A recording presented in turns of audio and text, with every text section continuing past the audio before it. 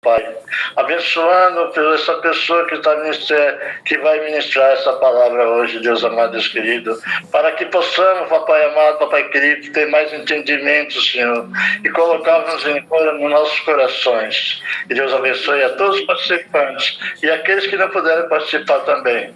Em nome do Pai, do Filho e do Espírito Santo. Amém. Amém, glória a Deus. Leroy, fica à vontade. Pode ser, família. Amém. Tudo bom? Deus nos abençoe. Hoje nós vamos falar a respeito do jejum, dessa disciplina espiritual que pode nos aproximar, nos conectar ainda mais com o céu. E eu quero abordar algumas questões aqui com vocês, iniciando pelo seguinte: nós sabemos que, embora a Bíblia, o Novo Testamento, melhor dizendo, ela tenha sido escrito em grego, no grego koiné, que era a língua universal, a língua usada por comércio na época, e que se falava na época de Jesus, nós não podemos esquecer que a mente que produziu, inspirada por Deus, debaixo da revelação de Deus, mas a mente que produziu a Bíblia foi a mente judaica. Nós sabemos que a raiz, a matriz do cristianismo é o judaísmo. Jesus era judeu. E quando Jesus, na plenitude dos tempos, ele se revela, ele vem ao mundo, ele se revela aos homens, a Bíblia vai dizer que ele veio primeiro para os da casa de Israel. E esse povo, para quem Cristo veio revelar a plenitude, a glória de Deus, em toda a sua plenitude, salvação, redenção, justificação, esses povos, eles viviam segundo a lei mosaica, como todos nós sabemos. Tudo bem até aí? Tudo bem? Aí, o que ocorre? Quando é que o jejum ele é estabelecido? Quando é que a Bíblia vai estabelecer o jejum como uma prática? Se os irmãos puderem abrir lá no livro de Levítico, lá no capítulo 23,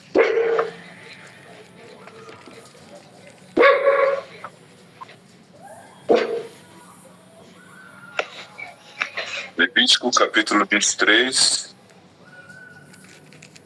do versículo 26 até o versículo 29.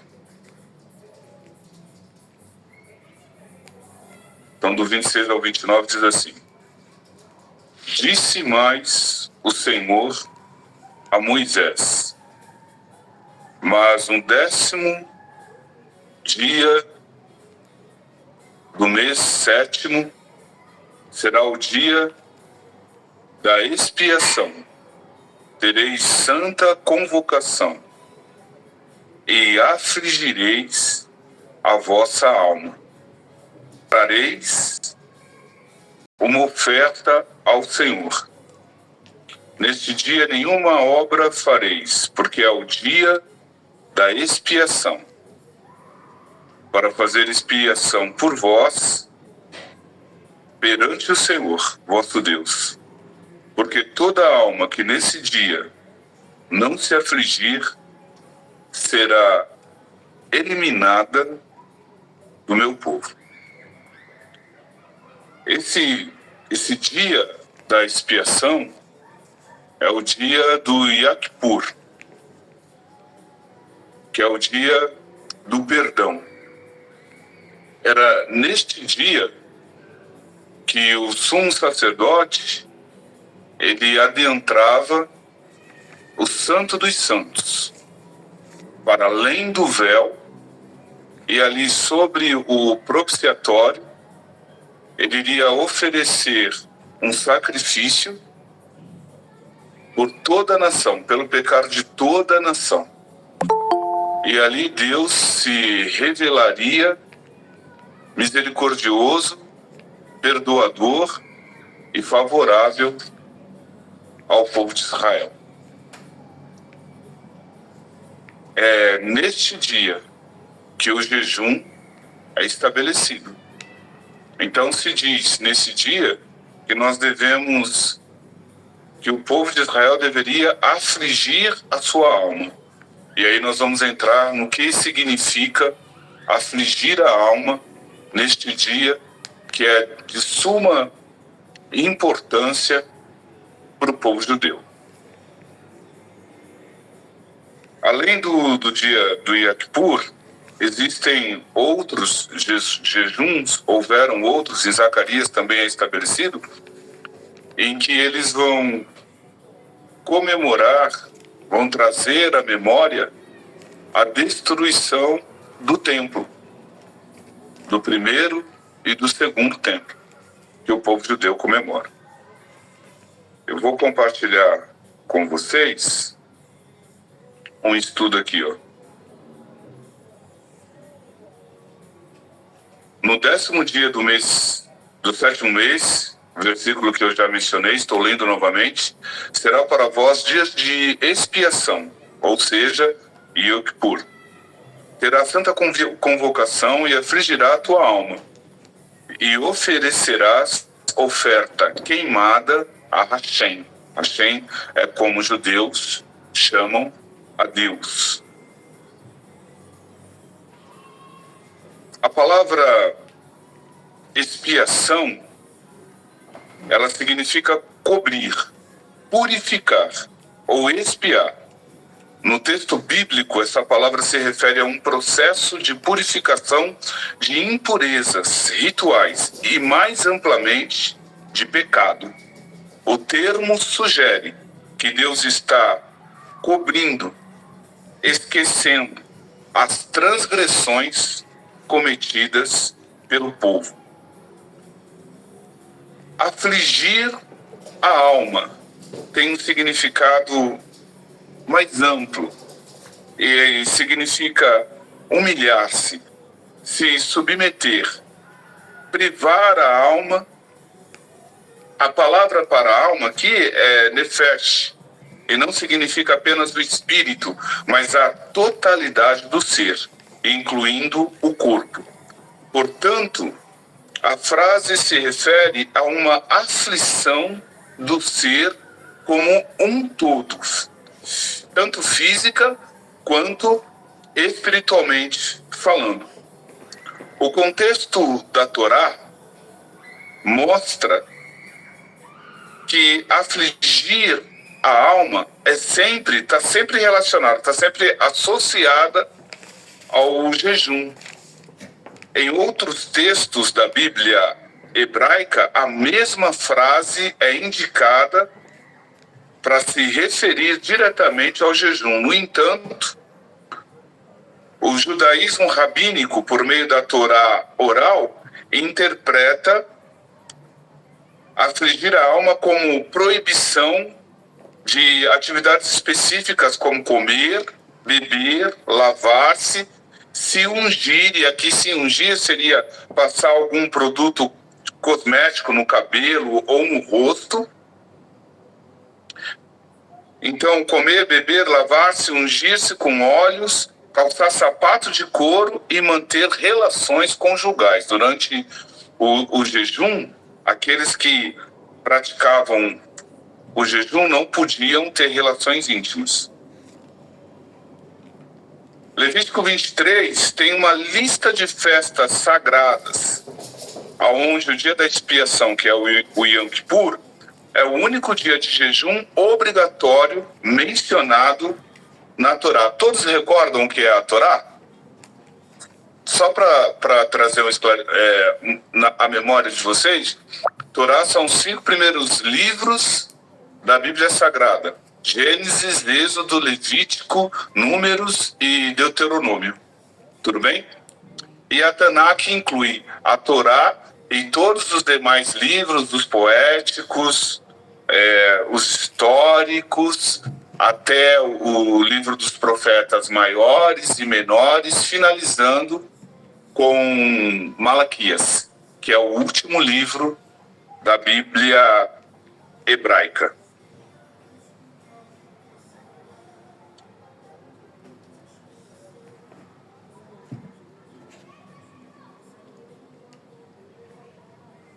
Eu peguei a fala de um pensador extremamente relevante para os judeus, que é Maimônides. Alguém já ouviu falar de Maimônides? Não? Ele é uma autoridade dentro da tradição judaica, que escreveu muito, e os escritos dele têm extrema relevância para o povo judeu. Ele foi um dos mais importantes pensadores e codificadores da lei judaica. A visão de Maimônides sobre o jejum é central para a compreensão rabínica da prática. Ele não apenas discute as regras do jejum, mas também seu propósito e seu significado espiritual, ligando diretamente ao arrependimento, ou a techuvá, que é o retorno a Deus. Techuvá é a palavra em hebraico para arrependimento, que significa voltar-se para Deus, retornar para Deus em humilhação, quebrantamento e total arrependimento. Essa é a definição de techuvá. Então, o jejum é justamente para gerar esse quebrantamento no coração, para revelar diante de Deus o desejo que existe na alma, que por alguma razão se distanciou dele, ou que acabou praticando, cometendo algum tipo de pecado, transgrediu a lei, feriu o próximo. Então, essa pessoa que cometeu tal transgressão, ela precisa vivenciar, ela precisa praticar a techuvá, que é quebrantar o coração, se humilhar diante de Deus, chorar, confessar o pecado e jejuar, que é afligir a sua alma. Então vamos lá. Para Maimônides, e eu aqui compartilho desse pensamento, o jejum, ele não possui um fim em si mesmo. Então eu, particularmente, tenho um pouco de dificuldade quando as pessoas dizem assim: o poder do louvor, o poder da oração, o poder do jejum, o poder da intercessão. Porque eu entendo que todas essas coisas, elas são disciplinas espirituais. Você pode até chamar de princípios espirituais, até de chave espiritual. Mas elas não têm um fim em si mesmo. Não há poder na oração em si, não há poder no jejum em si, não há poder na intercessão em si. Não há. Todo o poder está em Deus. E esses são princípios que nos colocam, que nos aproximam, que nos conectam à presença de Deus. E aí Deus se revela, se manifesta favorável a nós, porque Ele considera a intenção do nosso coração. Quando nós oramos, a Bíblia diz que o Espírito Santo, ele precisa interceder, e ele intercede por nós através de gemidos inexprimíveis, porque nós sequer sabemos orar como convém. A realidade é, a gente não sabe orar. A Bíblia vai dizer o seguinte, que muito pode em sua eficácia a súplica de um justo, a partir do momento que esse justo se coloca em intercessão por alguém, invocando o nome de Jesus e clamando pela presença de Deus e pela intervenção do poder de Deus numa determinada circunstância. mas não é o ato de orar em si. Tanto é que Jesus repreendeu os fariseus e os chamou de hipócrita, porque o modo como eles faziam as suas orações era totalmente equivocado. Vocês se recordam de uma passagem em que Jesus ensinando, ele vai contar a história de um doutor da lei, de um fariseu e de um publicano? Quando ambos adentram o templo e vão fazer um período de oração, clamar a Deus, e aí o fariseu, ele começa a oração dizendo assim: Senhor, eu te agradeço, porque eu não sou como os demais homens, eu não sou um gentio, eu não sou nem mesmo sequer como esse publicano. E aí ele vai dizer: eu oro 3 vezes ao dia, eu jejuo, eu faço isso, aquilo, referindo-se às obras que ele praticava. E aí Jesus vai dizer assim: enquanto ele orava com toda essa arrogância e soberba, o publicano no último banco, lá atrás, ele simplesmente prostrou-se, cabeça baixa, batendo no peito, e dizia assim: sê propício a mim, Senhor, porque eu sou pecador. Aí Jesus vai perguntar: qual deles vocês acham que saiu justificado? E a resposta é óbvia. Literalmente, é o publicano, porque ele humilhou-se, porque ele se derramou na presença de Deus, porque ele se quebrantou, porque ele foi humilde.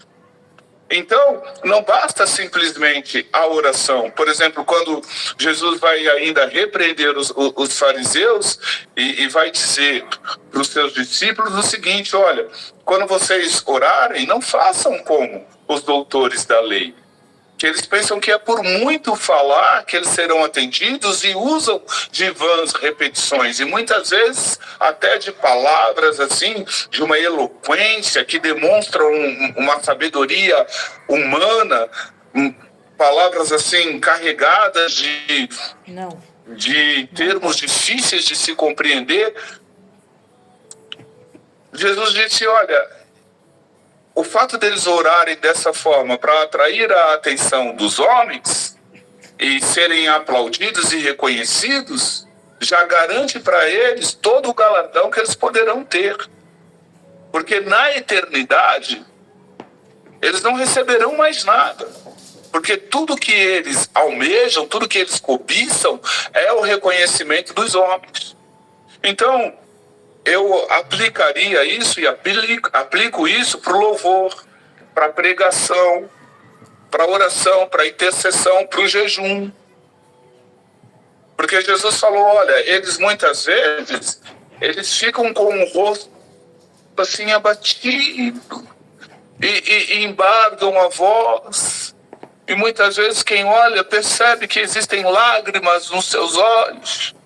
E eles se condoem, e as pessoas passavam e olhavam e diziam: nossa, quanta espiritualidade, que homem espiritual. Quando eu crescer, eu quero ser igual a ele. E aí nós sabemos, né, irmãos, que não condiz com a verdade, com a essência dos ensinos de Cristo. Eu vou abrir um parênteses aqui. Para vocês, vou dar mais um exemplo que eu preguei esses dias, Deus me trouxe ao coração. Vamos fazer aqui, ó. Qual a diferença de um moinho para um ventilador? Diferença de um moinho para um ventilador. Lembrando que existe o moinho que é movido pela água e existe o moinho que é movido pelo vento. Não é o catavento, é o moinho, que é também movido pelo vento, certo? Moinho, força motriz. Ventilador, força motora, motor. Tudo bem? O moinho, para se mover, ele depende do vento. O vento sopra, o moinho se mexe. Se o vento sopra com força, com intensidade, o moinho se move velozmente, certo? Se o vento sopra devagar, o que acontece com o moinho? Ele se move devagar. E se o vento não sopra, o moinho não se move. Hã? Moinho, força motriz. Agora, deixa eu falar, eu ouvi isso do bispo Zé Bruno, que ouviu do Paulo Borges Júnior, e que eu reproduzi numa pregação, porque eu achei de uma sabedoria, vocês vão entender. Aí, comparando com o ventilador. O ventilador, ele usa força motor, ou seja, alguém vai lá e coloca ele na tomada, certo? O ventilador, ele produz vento. E a pessoa que o ligou na tomada é que vai decidir que velocidade esse vento vai soprar, quando ele vai soprar, ele desliga a hora que ele quiser e tá tudo certo. Ok até aí? Vamos trocar o vento pelo sopro do Espírito. Eita Deus. E aí vamos dizer que existem igrejas que possuem moinho e existem igrejas que possuem ventilador. Tem igrejas que se movem segundo a vontade de Deus, submissas e dependentes ao sopro do Espírito. Quando o Espírito quer, ele sopra na intensidade que ele quer, e aqueles que são nascidos de novo e como folhas ao vento, são direcionadas pelo Espírito. Tudo está debaixo do controle de Deus. E existem igrejas que se assemelham ao ventilador. Ou seja, o homem, por meio de suas capacidades, habilidades, raciocínios, ele promove o vento. Ele gera o vento. E como está no controle dele, é só apertar botões, então ele assopra, o vento vai mais rápido. Ele assopra não, ele aperta um botão, o vento vai mais rápido. Ele aperta outro, o vento vai mais devagar, ele aperta, o vento parou e acabou. E ele decide o que vai ser feito. Então é assim, eu não sou contra. Não sou contra luzes, não sou contra o canhão de fumaça, não sou contra as paredes pretas, eu não sou contra nada dessas coisas. Eu só quero dizer que o Espírito Santo não está condicionado a isso. Ele não está condicionado à gritaria, ele não está condicionado a esse frenesi, ele não está condicionado a essas manifestações que muitas vezes mais parecem desajustes emocionais. O Espírito Santo não está condicionado à carnalidade do homem. Entende o que eu quero dizer? No moinho.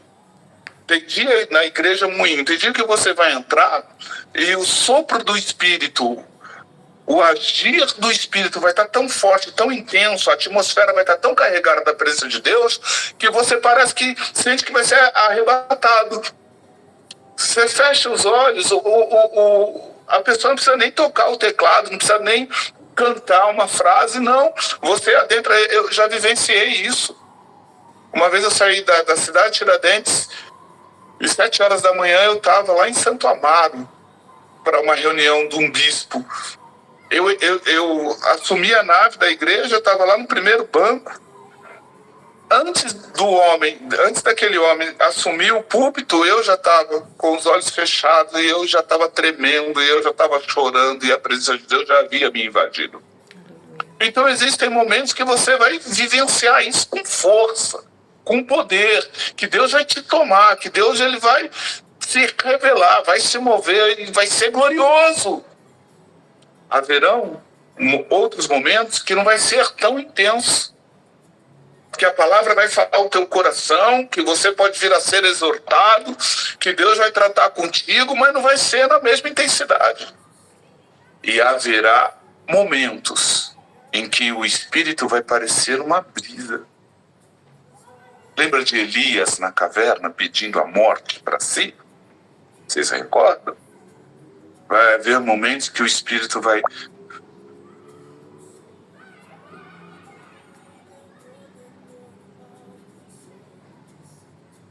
E você vai sair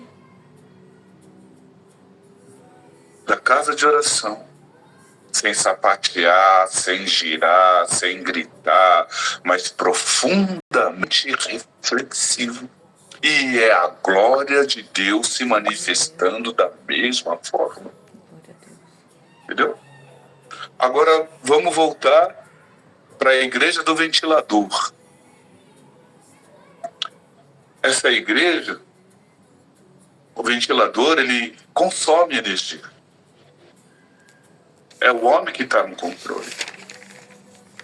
E quando não é o espírito que se move, mas o homem quer reproduzir a ação do espírito, a consequência é frustração.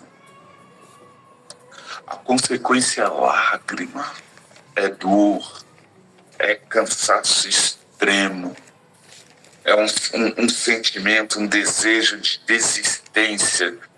A gente não suporta porque a obra de Deus feita no braço da carne é uma das experiências mais terríveis que o ser humano pode experienciar. É ativismo. Entendem? É o ser humano muitas vezes se colocando num lugar que não é dele. Não é nosso. Nós não temos como assumir o papel do Espírito. É Ele quem sopra.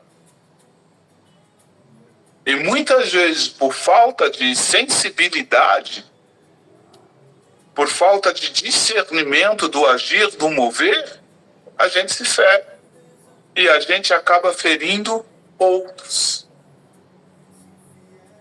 E aí você vê pastores sangrando com ovelhas sangrando atrás dele. E aí nascem muitas vezes os escândalos. Tudo por quê? Por quê? Porque no momento em que o Espírito Santo queria soprar a brisa, alguém disse não. Eu quero um furacão, eu quero um tornado. E se Deus não sopra, eu produzo o meu próprio vento. Misericórdia, Jesus.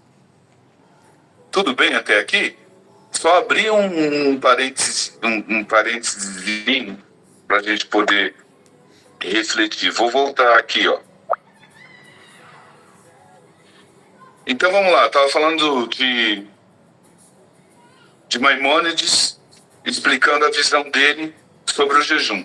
Aí tem aqui, ó, em sua obra magna, o Misher Torá, os irmãos perdoem meu hebraico, ele explica que os jejuns, especialmente os de calamidade pública, não são apenas uma forma de lamentação. O verdadeiro propósito é despertar o coração das pessoas e levá-las a se arrependerem. Ele argumenta que quando uma calamidade ocorre, ela não é um acidente da natureza, mas um aviso divino para que o povo examine suas ações e se arrependam. Vocês que caminharam com o Isaac, vocês lembram do Isaac cantando uma música que fala assim, sabe, meu filho, só esse vendaval em sua vida. Ajuda, Sheila. Pastora, me traria de novo pros seus braços. Não aguento mais ele cantar essa música todo dia. Pagando mas cabe no contexto da gente, canta aí. Pagando um alto preço. Não, mostrando o alto preço que paguei por te amar. Sabe, meu filho, se foi quebrada a aliança Ah lá, até a Lorena já deu um grito. O Isaac, se o mundo te deixou qual em o céu está em festa por você. Obrigado, Sheila. 3 anos depois, eu quero agradecer a cooperação, viu? Mas ele vai dizer exatamente isso.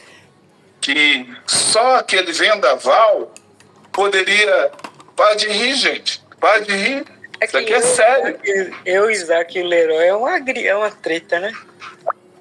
Tá todo mundo... Ó, deixa eu falar. Vou continuar. Mas a letra diz assim, ó. Somente esse vendaval poderia trazer de volta para os braços de Deus. Às vezes são só as tempestades, gente. São só as correntes de lágrimas fluindo da alma, como rios de águas vivas. Às vezes é só a dor mesmo. Tá entendendo? Dá licença só um minutinho. Para poder fazer com que nós retornemos, voltemos para Deus. É isso o que ele está falando. Que muitas vezes os acidentes que ocorrem é Deus, através da dor, sacudindo o mundo para evidência inquestionável da sua existência e da sua paternidade, para que a humanidade se volte para ele. Ó, segundo Maimônides, o jejum é uma parte essencial do processo de Techuvá, que é arrependimento. É um ato de submissão, de humildade, ao se abster de algo tão fundamental como a comida. A pessoa reconhece sua dependência de Deus e sua própria fragilidade. O jejum faz com que nós foquemos na oração, porque essa privação física ajuda a afastar as distrações do corpo e a focar a mente na oração, na reflexão, na introspecção. O jejum intensifica a súplica e a busca por perdão. Maimônides também enfatiza o aspecto comunitário do jejum. Quando o povo jejua em resposta a uma calamidade, ele se une em um ato de luto e arrependimento coletivo, que fortalece sua conexão uns com os outros e com Deus. Vocês querem? Vou mencionar aqui uma coisa que eu considero importante. Por que Israel não foi totalmente destruído, gente? Mesmo depois da Segunda Guerra Mundial, mesmo depois de Hitler ter eliminado 6 milhões de judeus da face da terra. Por que Israel, apesar das diásporas que sofreu no decorrer de toda a história, por que Israel não foi totalmente dizimado, exterminado, extinto? Porque é um povo que tem história, tradição, memória, e que mantém essas tradições, essas memórias, essa história viva em suas próprias almas. Mas, Leroy, eu tenho uma dúvida. Pode pá. Quer dizer, pois não, pastor. Sobre isso, tamo junto, fica sossegado. Mas isso não traz uma consequência? Porque não tem um arrependimento lá, e aí? Não tem um arrependimento lá onde? Em Israel. Não tem mudança de vida, não tem mudança de visão. E aí? E o peso disso? Porque aí só tem uma tradição, né, amado? A gente tá falando de um lado, a gente não tá falando do outro. Não, assim, bem pra gente abrir mesmo o negócio. Vamos lá, nossa ideia. Então, eu estou dizendo, estou abordando aqui o aspecto da identidade. Não, beleza, tá bom. Você entende o que eu tô perguntando, né? Sim, quanto povo judeu. Tá bom? Você está entendendo como é que eles mantêm vivo? Então, até os muçulmanos, uma Sim, vez por por isso que eu tô ano, falando. E a gente tá, beleza, ele fala uma coisa, né? sim, você Parei, precisa parei, ir fala até mais. Meca. Então, faz parte da tradição que mantém viva dentro deles a identidade. É por isso que eles não foram destruídos no decorrer da história. Agora, o que você está falando quanto a arrependimento, você está falando em relação ao Cristo. Você está falando em relação à revelação do Messias. É isso que você está dizendo? Então, haverá, segundo segundo Zacarias 13, se não me falha a memória, haverá um momento, isso já na consumação dos séculos, no final dos tempos, e aí aqui a gente aborda escatologia, em que vai se levantar o falso profeta, vai se levantar a besta, vai se levantar as nações contra Israel, que se voltarão contra eles, e nesse momento Israel vai clamar ao Messias. E aí Jesus se revela a eles. E aí nesse momento a Bíblia diz que eles se prostrarão e reconhecerão aquele a quem eles traspassaram. Por isso que a tia gosta de falar com você, porque a gente precisa trazer ela mesmo. Obrigado. Aí vou voltar um pouquinho, porque se eu enveredar por aí é um abraço. Não. Mas é bom, porque a pergunta sempre vem. Tudo bem? Mas ficou claro aí? Tudo bem? O Wellington, que está como Gustavo. Tranquilo? Vou voltar aqui, tudo bem? Pastor Luiz, tem mais pessoas. Vou continuar.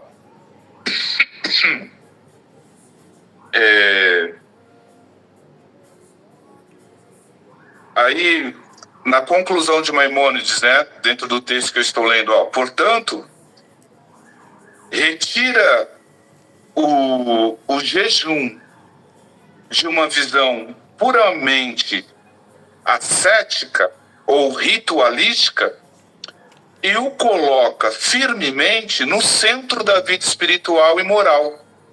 O jejum é a ferramenta que nos ajuda a alcançar o arrependimento sincero, o que para ele é o verdadeiro propósito do jejum. Então, a finalidade do jejum é quebrantamento, arrependimento, o derramar-se diante de Deus e buscando a face de Deus. Quando nós falamos também do povo judeu, a gente nunca assim, não cabe generalização em nenhum caso.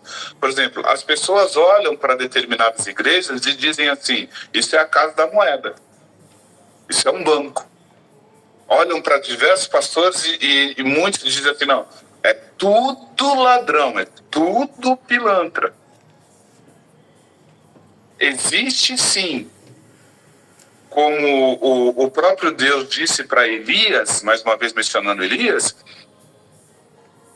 um número de pessoas que ele guarda para si que não se dobram no decorrer da história. Então tem gente jejuando, clamando, pedindo, tem corações se quebrantando, ainda que ignorantes quanto ao Messias, ao Cristo, mas ainda buscando a Deus. Eles têm zelo pelas coisas de Deus, contudo, sem entendimento.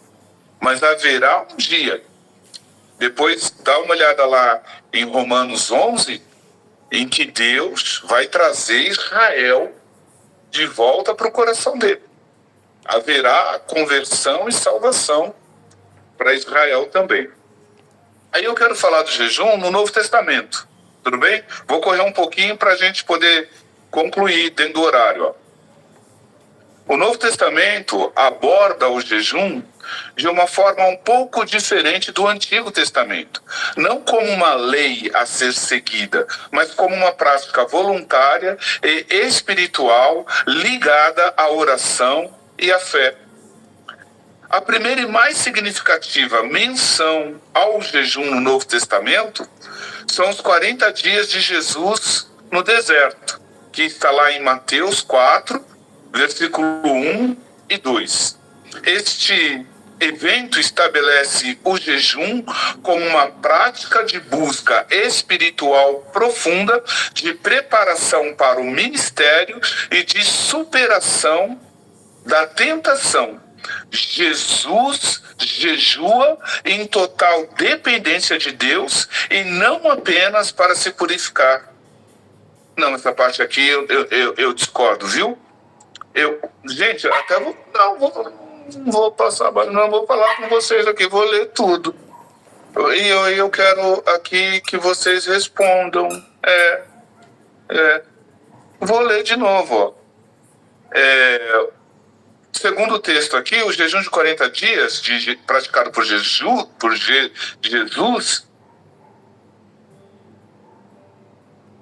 ele é uma prática de busca espiritual profunda, de preparação para o ministério, de superação da tentação. Jesus jejua em total dependência de Deus e não apenas para se purificar de pecados.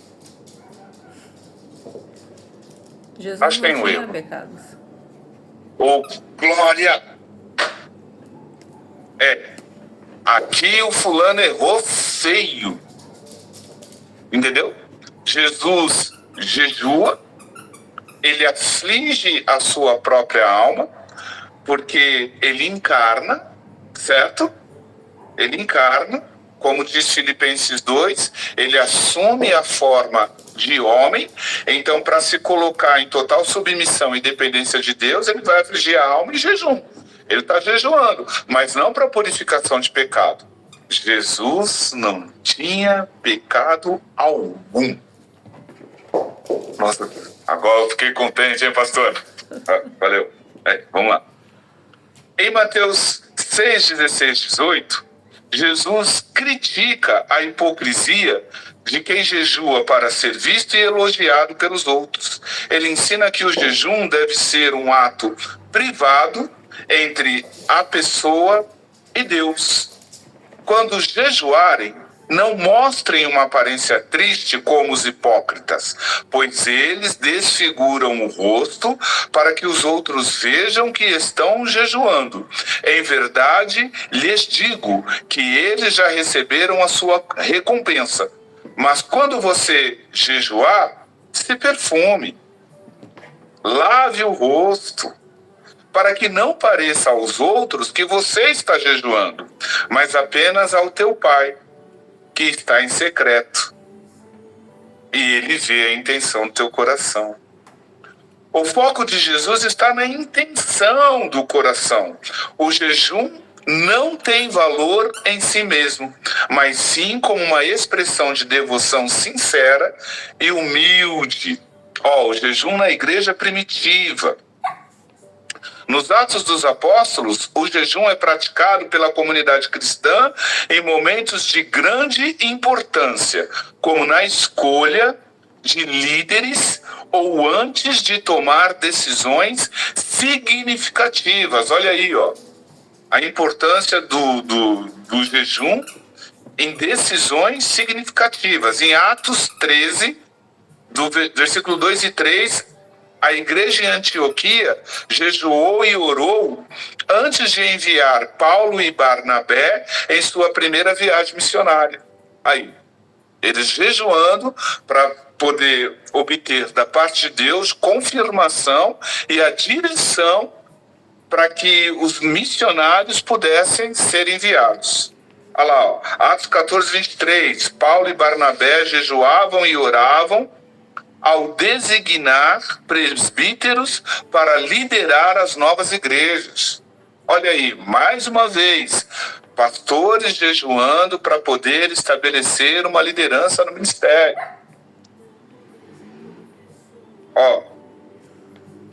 Em resumo, o Novo Testamento não dá uma lista de dias para jejuar ou regras rígidas a serem seguidas, mas ensina que o jejum ele é voluntário, é uma prática pessoal, não uma lei. Particular, deve ser feito em segredo, sem ostentação. Deve haver um propósito espiritual, não é um fim em si mesmo, mas uma forma de se aproximar de Deus, buscar direção e fortalecer a oração. O Novo Testamento ensina que o jejum é uma disciplina espiritual que ajuda o crente a focar menos nas necessidades físicas e mais na busca do reino de Deus. Glória a Deus. Então, se vocês, provavelmente vocês perceberam a diferença do antigo para o novo. No antigo é estabelecido como lei. No antigo existe uma rigidez. No antigo existem dias específicos. No Novo Testamento está condicionado à voluntariedade. A fome e sede de justiça, irmão. Ao desejo de se aproximar do Altíssimo, do Deus vivo como Pai. O que te faz jejuar no Novo Testamento, ou o que deve nos fazer jejuar, é o desejo de conhecê-lo mais e mais. É o desejo de crescer na graça e no conhecimento. Não é a imposição. É uma conexão direta com Deus. É a busca por uma conexão direta por Deus. É isso aí, pastor. Ó, mais um pouquinho. Tem 10 minutinhos. 9, né? Vamos lá. Ó, aí eu quis também falar de como a teologia reformada vê o jejum, né? Olha só.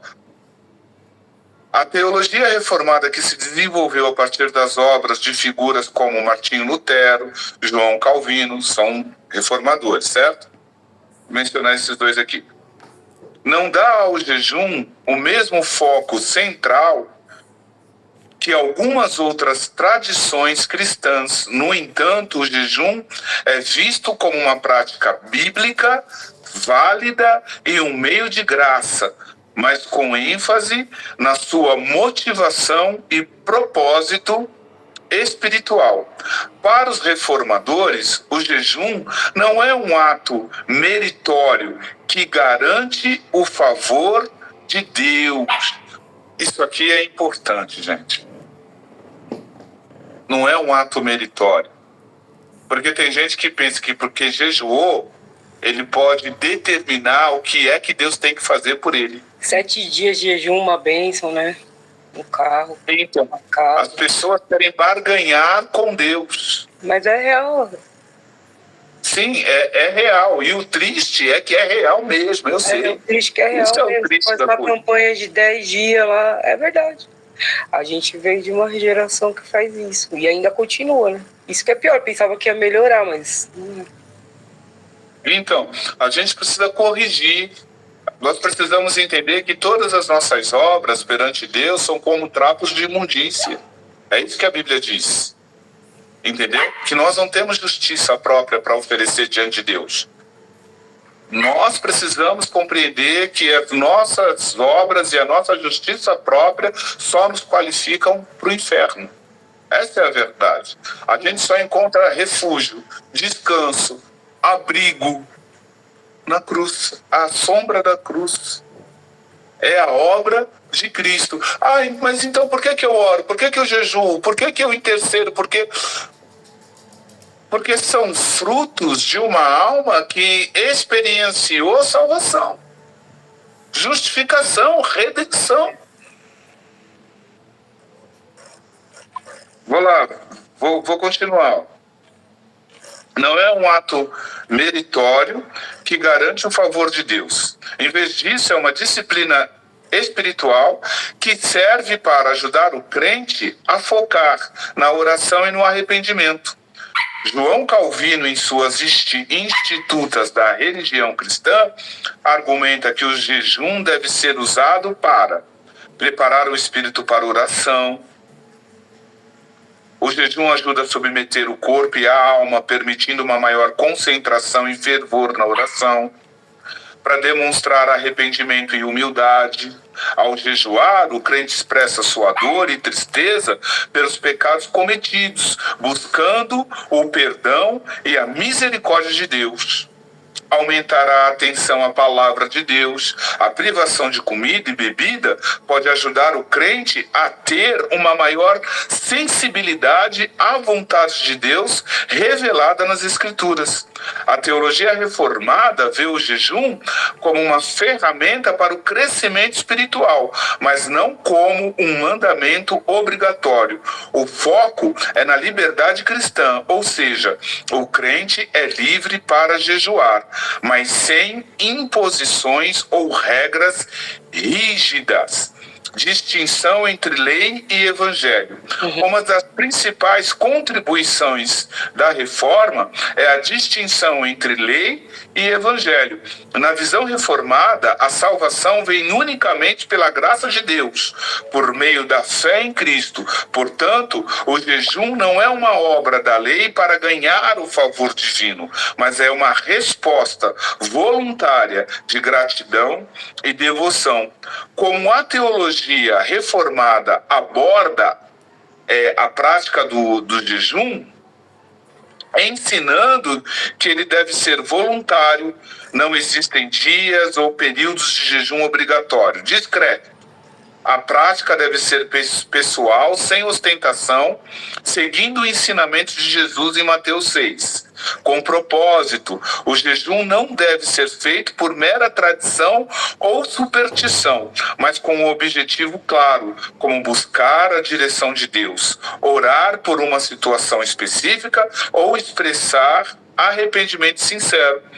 Em resumo, a teologia reformada não condena o jejum, mas o resgata de um mero ritual e o coloca em seu devido lugar, como uma ferramenta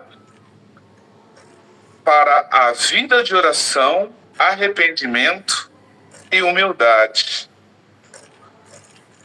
Aí nós poderíamos ver o jejum como batalha, como ferramenta de batalha espiritual. Os irmãos vão lembrar do jejum de Daniel. Eu ia falar agora dele. Eu ia te perguntar agora.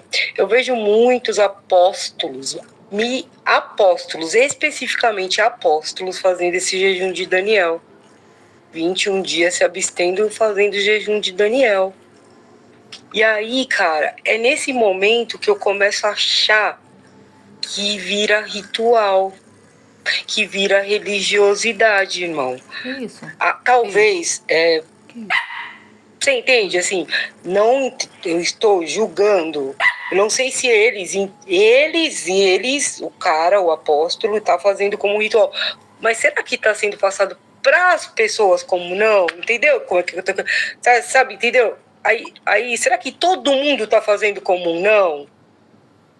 Não sendo um ritual? Porque, de verdade, eu vejo muitos apóstolos fazendo esse jejum de Daniel e passando para o povo isso, cara.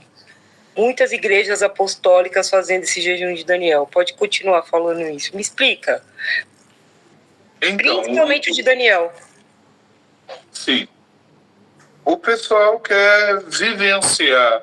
Virou uma modernidade esse jejum de Daniel para mim. O pessoal quer vivenciar a experiência de Daniel, acreditando que unicamente o reproduzir o jejum que ele fez, os levará a esse patamar espiritual. Não vai rolar. Só que se esquecem de todo o contexto em que Daniel viveu, gente. Então, querido. Então, A Bíblia vai dizer que Daniel, ele era temente a Deus. Por que Daniel, logo quando ele chega na Babilônia, que o rei manda buscar os jovens nobres da realeza, da corte, e então para se assentar à mesa do rei, para ali eles seriam ensinados em toda a sabedoria babilônica também, para que eles pudessem servir como ministros do rei. Uma mesa é posta diante deles. E aí diz, não, vocês podem comer à vontade o que vocês quiserem.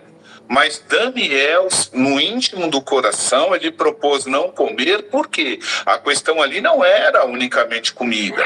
As comidas que eram oferecidas sobre a mesa de Nabucodonosor, antes eram oferecidas a entidades pagãs. Então, a raiz do problema era a idolatria. Entende? Aí Daniel ele vai dizer, não, eu não posso me contaminar. Não era se contaminar com o caviar, com a lagosta de Nabucodonosor. O problema não era esse. O problema era o seguinte, aquela comida ela foi consagrada para uma entidade pagã. Então, não. E para eles, principalmente debaixo da lei mosaica, porque hoje, quando você vai para Romanos 14, Paulo vai dizer o seguinte, ó, o ídolo não é nada, entendeu? Tudo que colocarem na mesa, você pode dar graças e você pode comer. E sem problema, você só não deve comer se esse ato escandalizar seu irmão. Então você não vai fazer perecer seu irmão porque em Cristo morreu por conta de comida. Você está entendendo? Se você é mais forte, se você é mais espiritual, então você se abstém por amor a ele e tal. Mas na época de Daniel, eles não tinham esse entendimento. Você está entendendo? Então, para ele comer de uma comida sacrificada a ídolos, era uma transgressão terrível. Entendeu? Está entendendo? Então, o que Daniel faz? Ele pega e fala, ó, ele vai chamar o chefe dos eunucos e vai falar, ó, mantém a gente só com legume, entendeu? E depois de alguns dias, você faça a avaliação. E aí ele ficou sem comer, mas ele só ficou sem comer, gente. Você tem noção do quanto Daniel, ele orou, ele chorou na presença de Deus, ele suplicou o favor do Deus vivo? Porque é o seguinte, irmão, se quando ele voltasse, ele tivesse magro, ele tivesse cadavérico, ele tivesse assim cansado, ele tivesse desnutrido, ia custar a vida do chefe dos eunucos, que permitiu que ele fizesse o jejum, e provavelmente a dele também. Vocês estão entendendo? Então, vai para além de se abster do alimento. Por isso que o jejum é uma ferramenta espiritual, é um princípio espiritual. E é bem nessas que aí a galera tá, tipo, eu vejo mesmo os caras falando, se emagreci não sei quantos quilos jejum de Daniel. Leroy, já vi real, mentorias nutricionistas cristãs que você faz a nutrição com ela, o pacote do jejum de Daniel. E o jejum de Daniel, ela propõe o jejum de Daniel juntamente com... Então, mas aí o que acontece? Está descontextualizado. É lógico que se você fizer o jejum de Daniel, você pode chamar de Daniel, você pode falar do José, jejum do Jorge. Se você parar de comer um monte de besteira e comer só legume durante um determinado período, é lógico que o seu organismo vai agradecer, o seu rim, o seu fígado. É lógico que você vai entrar para dentro de uma dieta que vai gerar déficit calórico e, por consequência, você vai acabar perdendo quilos. Sério, a gente tem que tomar muito cuidado com as coisas que estão acontecendo. Sim, é por isso, gente, que essa R$1.012 a mentoria dessa Nutri. Então, é uma bênção, porque ela também te aproxima de Deus, porque ela também te ajuda esses 21 dias a orar, porque você já não sabe orar. Então, é complicado, por isso que a gente precisa mergulhar na palavra para discernir. Você está entendendo? O que é correto e o que não é correto, porque do contrário, a Bíblia diz que nós seríamos facilmente levados por qualquer vento de doutrina, como nuvens sem água. Qualquer vento que bate, qualquer ventilador que é ligado, move. Entende? E isso não pode acontecer. Então, o pessoal às vezes quer vivenciar as experiências dos profetas no Antigo Testamento, ou até no Novo, as experiências dos apóstolos, mas achando que assim, é um ato isolado. E não é, gente. Pelo amor de Deus, vai ver quem foi Daniel, gente. O homem foi jogado na cova de leões. Os leões não comeram ele, porque Deus interviu por ele. E interviu, gente, porque Daniel era amigo de Deus. Pô, era só uma questão de uma oraçãozinha. Aqui, ó. Posso rasgar? Tá terminando, pastora. Só mas vou rasgar aqui, ó. Se fosse eu e você na situação, certo? Os ministros do rei conspiraram. A gente não consegue derrubar Daniel. Olha o caráter do fulano. Não tem como, a gente já tentou de tudo. Se a gente não encontrar algo na lei do Deus dele, contra ele, se a gente não manipular a circunstância, a gente não consegue atingir esse cara. Então vamos fazer o seguinte, a gente vai no rei e a gente vai encher o ego dele. E vamos dizer que ele é digno de adoração. E que por um determinado período todos no reino precisarão adorá-lo. E quem não fizer será condenado à morte. Só ele, só o rei, as orações são só para o rei. Daniel, 3 vezes ao dia, abria a janela e orar a Deus, voltaram para Jerusalém. Mano, durante 3 dias, não me recordo exatamente, mas era só ele ter mantido a janelinha fechada, irmão. Ele podia ter dobrado o joelho na frente da janela para Jerusalém, era só não abrir. Ninguém ia saber se ele estava orando ou não. Mas ele tinha o quê? Ele tinha um testemunho para manter. Ele tinha um caráter irrepreensível. E o fato dele orar a Deus, pô, irmão, a oração lhe custaria a vida. Entendeu? Aí ele vai e ora. E aí se cumpre o decreto do rei. Ele é jogado para leão. O pessoal também, né? Podia ir no zoológico, a gente veio fazer a campanha dos leões de Daniel, mas quer entrar aí. Desculpa, eu brinquei, desculpa. Você não faz isso não, viu, gente? Você vai pra internet, depois vão falar que eu que dei a ideia. Eu vou continuar aqui. E pior que eu pensei nisso, ô Leroy, eu pensei nisso. O pessoal quer vender a dieta de Daniel, mas ninguém quer vender a excursão de Daniel, né? Eu pensei a mesma coisa. Quem quer entrar na cova com o leão? Você tá de brincadeira? Aí aqui, ó, pra gente poder encerrar, ó.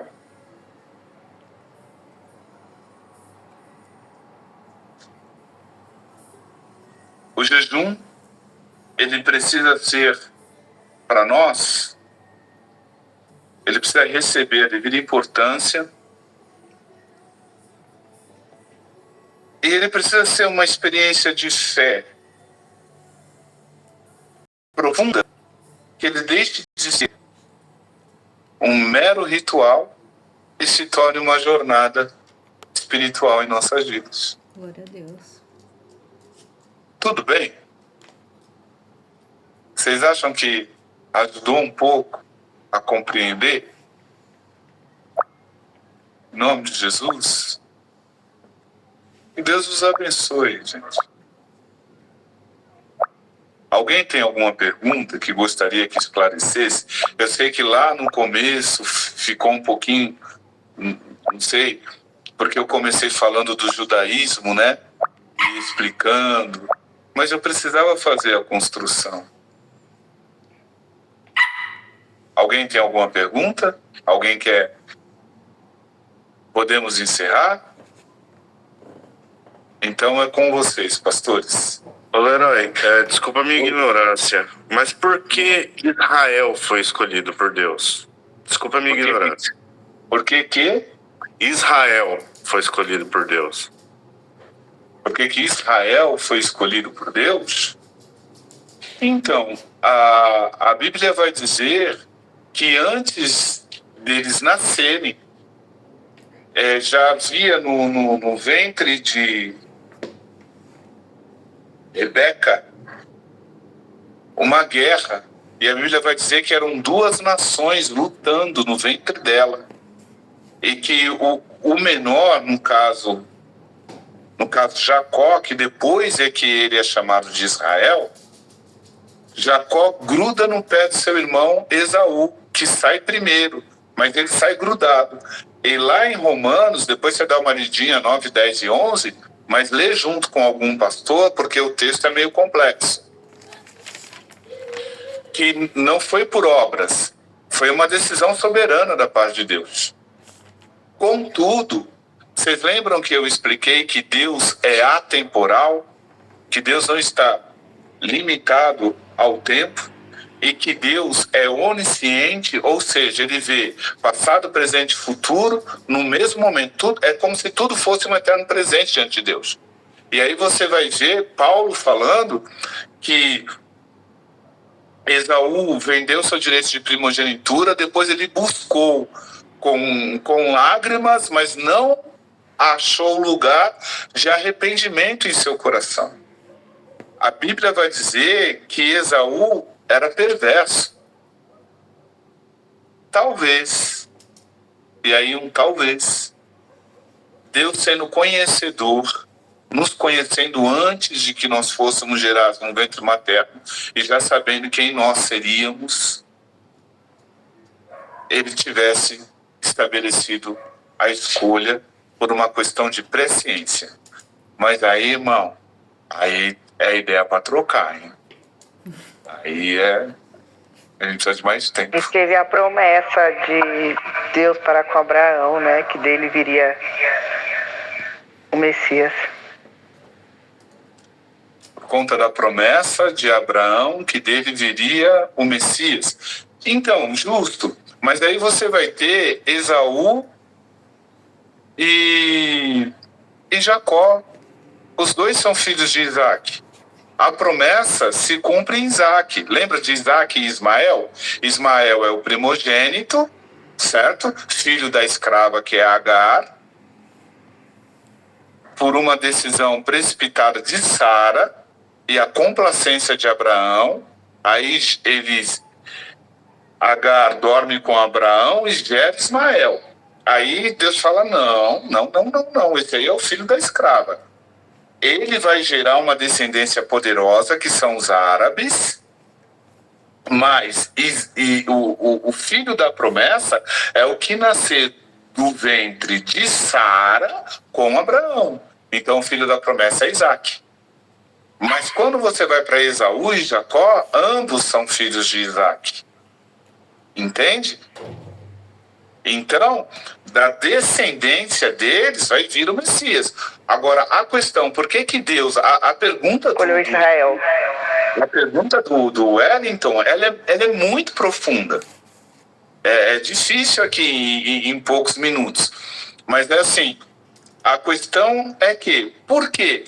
Porque se Deus tivesse escolhido Esaú também é filho de Isaac. Rebeca. Então, dele também poderia descender o Messias. Não tem problema aí. Aí não tem nenhuma beligerância, nenhum conflito. Mas a questão é, no decorrer do desenvolvimento da história, você vê Esaú vendendo os direitos de primogenitura, trocando por um prato de lentilhas. E aí você vai ver Jacó desejando aquilo que Esaú desprezou. Aí mais à frente, Jacó vai pagar um preço caro. Isso, 5 minutos? Posso 5 minutos para poder concluir isso? Pode. Ó, então eu vou correr aqui, ó. Jacó junto com Rebeca, eles manipulam as circunstâncias e eles enganam Isaac, que já está velho e já não enxerga mais. Vocês conhecem a história, estão familiarizados com ela, amém? Aí, ele recebe a bênção da parte de Isaac. Quando Esaú chega depois, que Esaú diz, pai, te trouxe o guisado, me abençoe, Isaac vai dizer, ó, eu abençoei Jacó. Não tenho mais, não existe como revogar a bênção. E aí o coração de Esaú transborda de ódio por Jacó. Aí o que Jacó vai fazer? Jacó foge. Ele vai morar com Labão. Certo? E lá ele é enganado pelo tio, passa, se não me engano, 14 ou 21 anos, me corrijam aí. E aí tem a história das duas esposas, Lia, Raquel, até que Jacó vai sair das terras do tio em fuga para poder voltar para as terras de Isaac. Entendeu? Só que quando ele está vindo, Labão está vindo atrás e Esaú está à frente com o exército, querendo matá-lo. O que Jacó faz? Ele vai deixar primeiro ele tenta resolver a situação, né? Ele manda presente pro irmão, ele tenta se reconciliar de alguma forma, mas não vira. A coisa só vai ser resolvida quando ele cruza o val de Jaboque e ele passa uma noite em claro, em súplica e oração. E ali ele clama. Aí a gente tem ali o que alguns estudiosos chamam de teofania, que é o próprio Cristo se revelando, e é travada uma guerra entre Jacó e um anjo. Certo? E é lógico que gente, um ser humano nunca vai vencer um anjo. Vocês têm lá a história de Senaqueribe, que um anjo só matou 180 mil soldados sírios. Certo? Como é que Jacó vence? Ó, vocês já tiveram filho pequenininho, certo? A maioria já teve, certo? Quem não teve filho bebê, tem sobrinho e tal. Você imagina, eu peso 100 quilos, entendeu?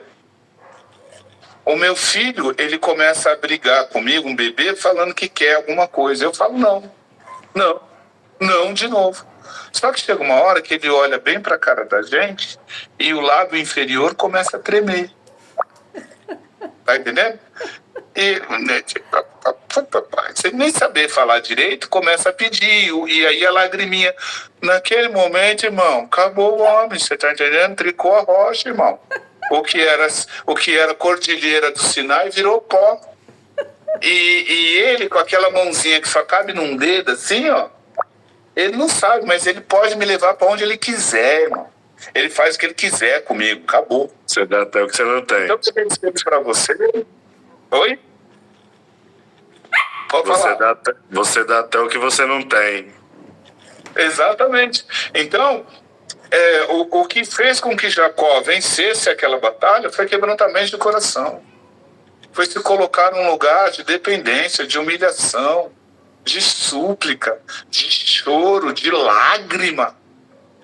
E isso moveu, porque a Bíblia vai dizer que um coração quebrantado e contrito não desprezará o Todo-Poderoso. Por isso que os humildes, deles é o reino dos céus.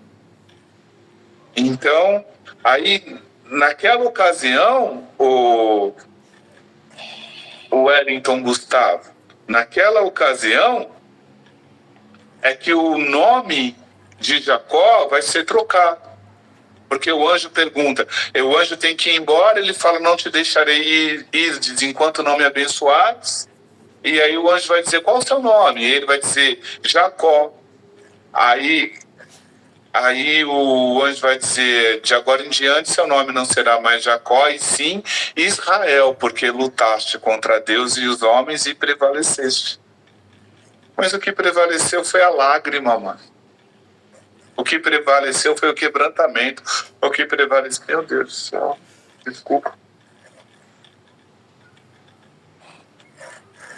O que prevaleceu foi o quebrantamento. Foi a oração.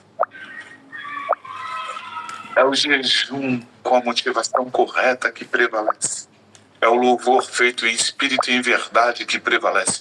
É o vento do Espírito que prevalece. Para a glória de Deus. Amém? Amém? Deus abençoe. Pronto, pastor. Mas a Jéssica não tá errada não, irmão. Também tem a ver, né, velho? Tô lendo tudo aqui. Promessa. É porque eu linkei lá atrás, eu fui lá atrás de Melquisedeque, aí Promessa, o Leroy promessa. pegou lá na frente, eu fui lá Promessa de atrás. Deus é uma. Nossa, velho, esse negócio tá uma ideia longaça, longaça. Você foi em Melquisedeque? Como é que você fez? Lógico. Promessa de Não, Deus. eu fui lá atrás na promessa, e aí você já pegou e já lá em Jacó, né? Você já foi. Eu fui- Ela foi lá atrás. Não, tá Eu fui lá atrás. certinho. Que a Jéssica falou tá certo sim também, porque o que ela Sim. fala. Sim. Falei de nós uma grande nação, né, Jéssica? Você entrou nessa, né? Eu fui lá atrás, aí depois o Jacó pra mim tava no meio do caminho. Aí o Leroy já pegou lá na promessa do nome, né? De mudar o nome. Eu entendi, Leroy. Não, tranquilo, tranquilo. Você fez a parte cirúrgica, tá certo, Leroy. Mas eu Então, entendi. Jéssica. Glória a Deus. é que o tempo ele não é muito amigo da gente, né? Amém. Mas é isso, eu acho que a gente pode concluir aqui, a menos que alguém tenha mais. Olha ela, Suzane, Dona Fênix, Deus abençoa. Ó, gente linda. Cadê a Dona Lídia, que estava aí agora há pouco, me olhando? Foi embora? Os cafedeuses. Deus abençoe. Já foi. Tudo bem. Tudo bem, Dona Maria José. Aí, essa gente de fé, povo de Deus, mergulha na palavra, gente. E deixa Deus se revelar a vocês, abençoar. Amém? Amém. Da minha parte, acabou, pastor. Contigo. Pastora Sheila, você vai tirar foto? Eu vou? Hoje eu nem. Tá bom. Eu vou. Abre aí, galera. Saiu metade do povo. Eu tiro a outra metade. Tirei. Sorri aí, Leroy, que essa cara tá super feia, mano. Obrigado. Porque lá no púlpito da igreja lá, você tava dando risada, então se sorri. Tá, querido, que eu vi. Me mandaram full time, inclusive. Ai, tá aqui, ó. Leroy chamava antigamente, né? Agora nem chama, né? Não, falso, né? Amém. Vamos, Pastor Luiz, ora ou escolhe alguém para orar para a gente encerrar? Falso. A pastora ora por nós. Quem? Pastora Leninha. Oxi. Amém. A pastora Sheila. Amém, a gente ora. Amém, glória a Deus. Vamos orar então. Agradecer, Leroy, obrigada, viu, por mais uma vez compartilhar seu conhecimento com a gente. Né? Essa escolha é rica, né, gente? Glória a Deus. Se deixar afilhar, esse negócio vai até às 5 da manhã, você não tá entendendo. Glória a É Deus. bom parar mesmo. Amém. Pai, em nome de Jesus, nós continuamos na Tua presença, Senhor. Nós te agradecemos, Pai, por esta aula. Nós te agradecemos, Pai, por este ensinamento, Senhor, ao qual o Senhor nos concedeu através da vida do nosso irmão Leroy. Senhor, em nome de Jesus, eu peço, Senhor, que o Senhor acampe os teus anjos ao redor da vida dele, que o Senhor o guarde, Pai. Em nome de Jesus, Senhor. Guarde a casa, guarde a família, Senhor, e que tudo seja para a tua honra e para a tua glória. Senhor, que o Senhor continue conosco, Senhor, nas aulas que virão, Senhor.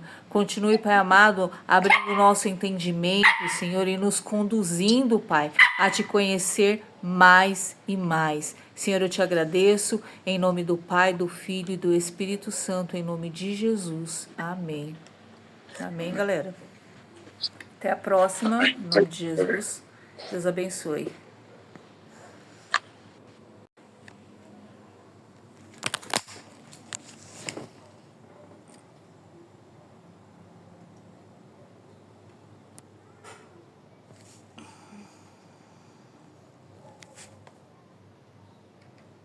Jesus.